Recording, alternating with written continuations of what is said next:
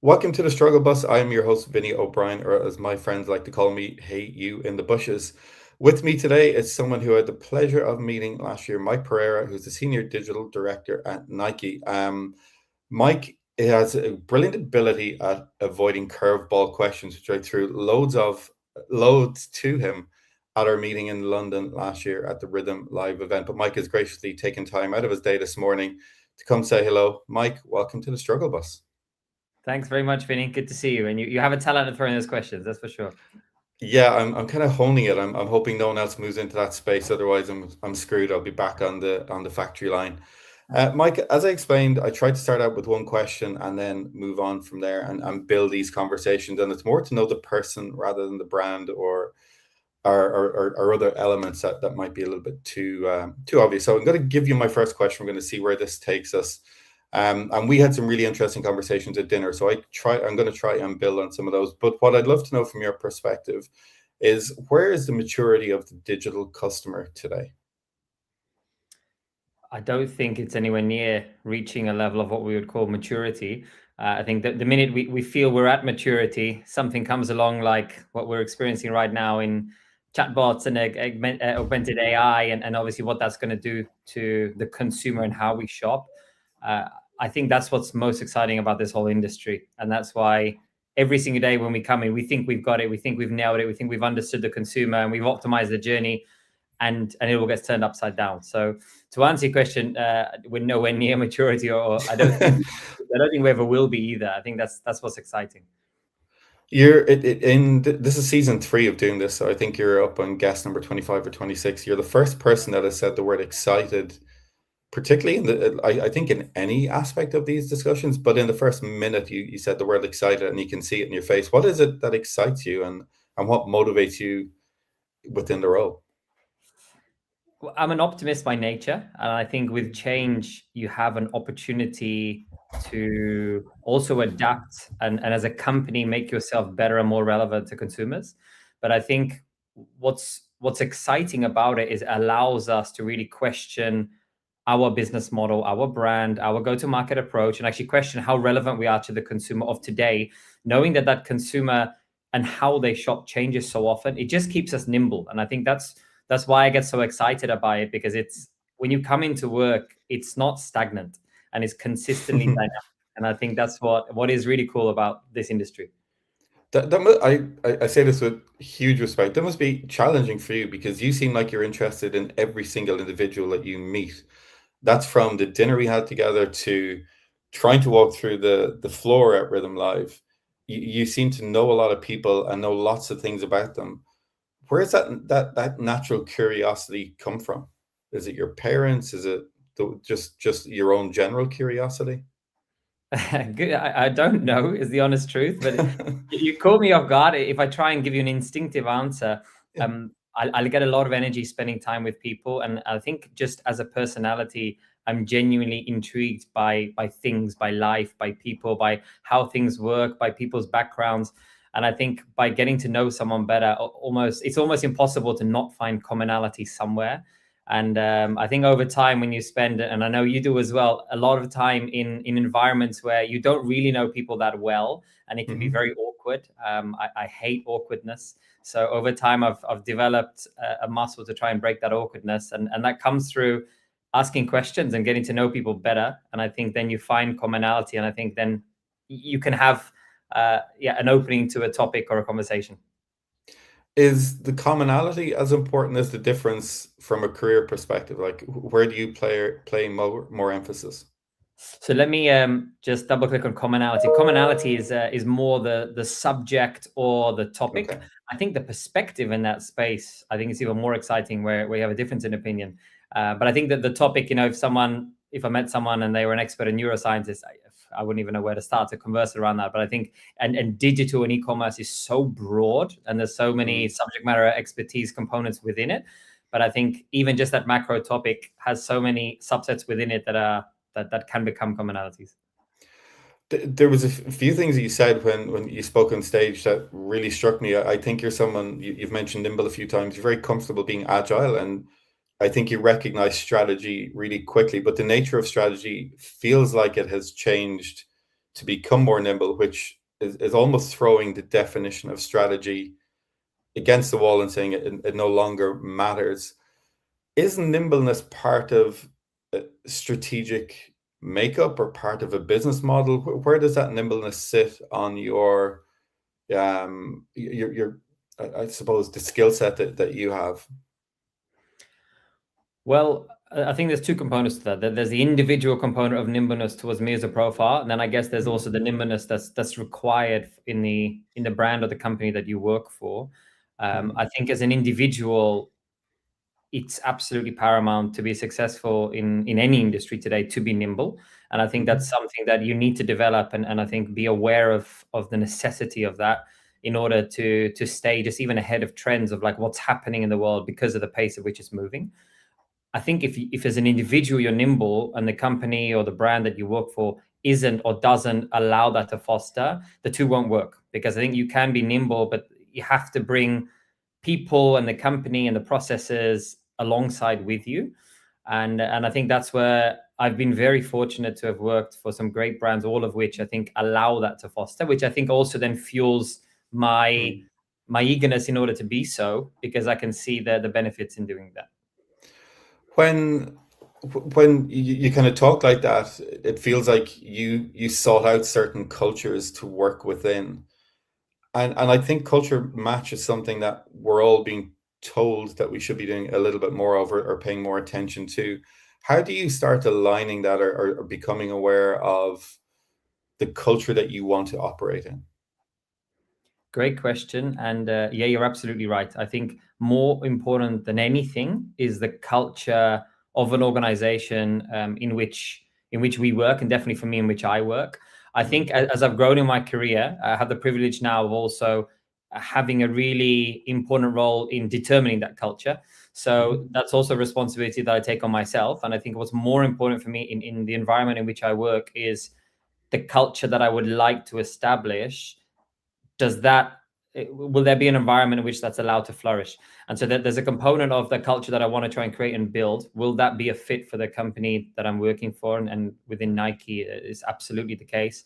And then I think there's a responsibility on me alongside a lot of my team to actually lead by example and create that culture and really foster that mentality to almost be at the forefront of trying to push a lot of the words that you're using around curiosity, nimbleness, and just overall agility, I think. What does it feel like to work in that type of a culture? Maybe for people who are in mid-market or in startup, can you explain what it is to have an idea go from concept design right through to go to market? It must be an incredible process, but it must be very fulfilling and rewarding as well. It is. It's absolutely fulfilling and rewarding. I think if we're really honest, it can also be incredibly frustrating for a variety of reasons. So if I go with the former, why it's exhilarating, I think you have the ability to genuinely impact so many billions of people's lives. And I think working within sport, it touches the edges of culture through sport, through fashion, through music. There is almost no one in the world that couldn't, as a potential market, be touched by that.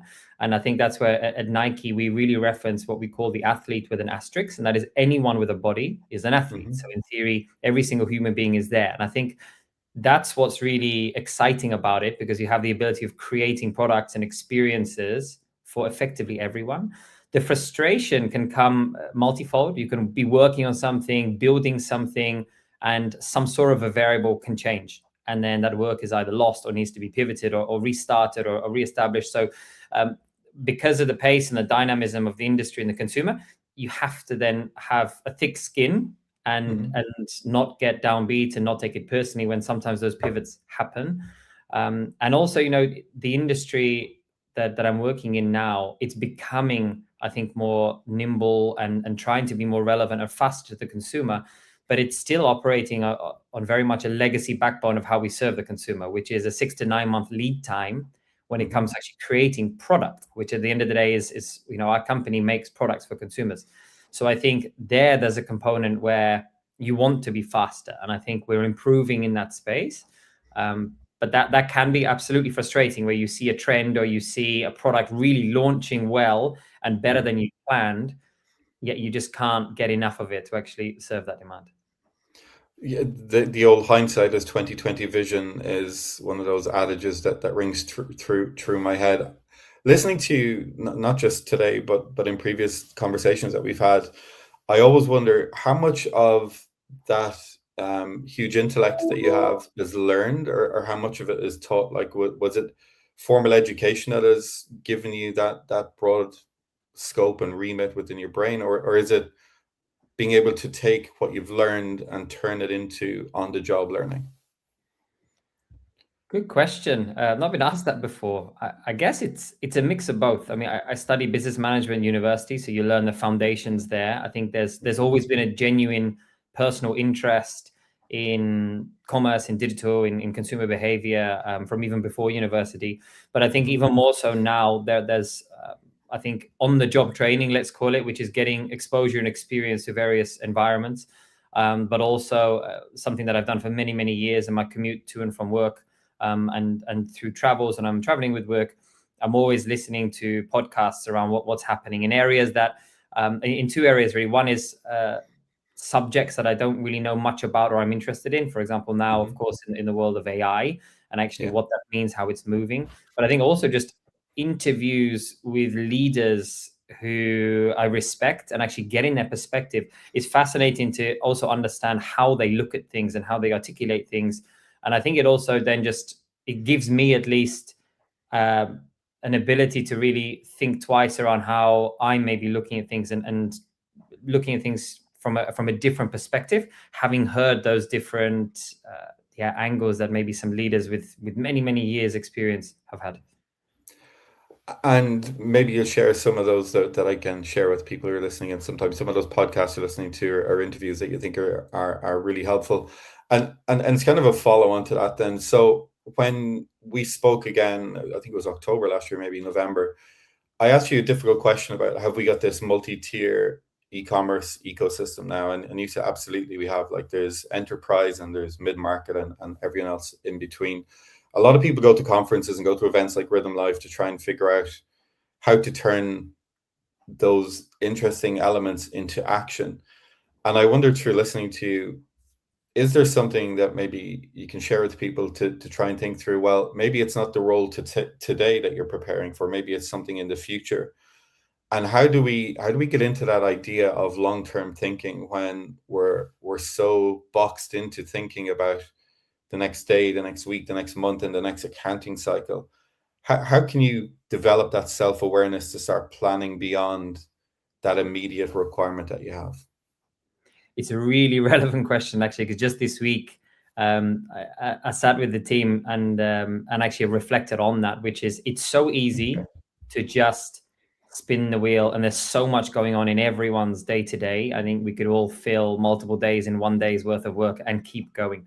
I think you've got to force yourself to take a moment to step back. And I think that what works for me is you carve out the time. So in your calendar, you block out the time, you're Hmm. unavailable, you turn off your devices, and actually it's just taking a moment, and then you take a step back and you think, right, what are we actually here to do?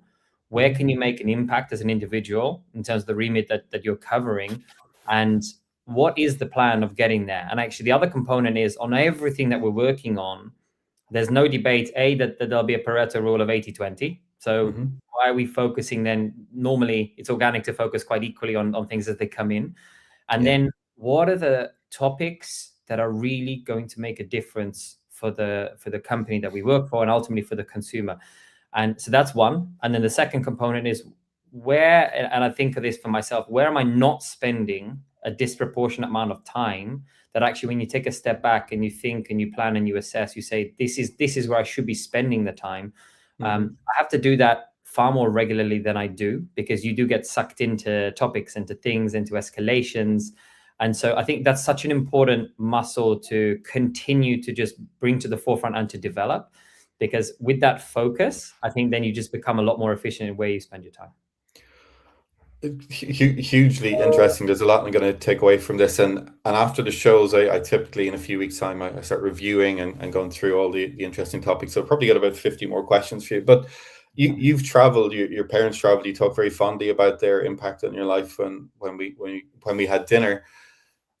I think there's something in that as well. I think you purposefully put yourself in places where you can learn and grow, and then at the same time keep what's very dear to you very close by. Like you talked just before we get on about bringing your daughter to school on a Friday morning, or bring the kids to school, and you talk as excitedly about that as your work, which I think is a good measure of balance. And sometimes we forget that. But the question is more about this kind of transient nature that you have. Like, you've traveled for roles and you're not afraid to put yourself in those uncomfortable positions.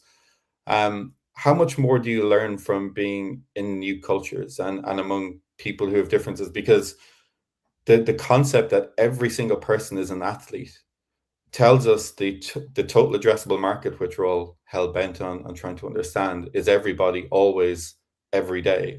That's a hard thing to get your head around. It's like space never ends. How much does that discomfort assist in that, or how much does it put blinkers on you to how you can grow in the role? Well, I think if we start with the macro topic, I think diversity is a wonderful thing, I think, to experience, but also to be around. And now diversity has lots of subcomponents within it. I think that the reason for that is you're surrounding yourselves by people who will just think differently.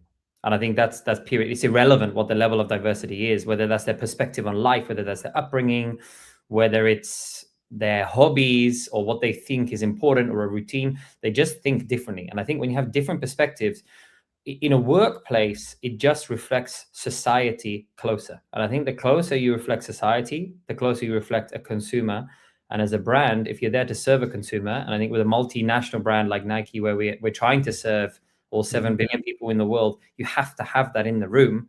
Otherwise, you're never going to be as relevant for them. And you touched on it before.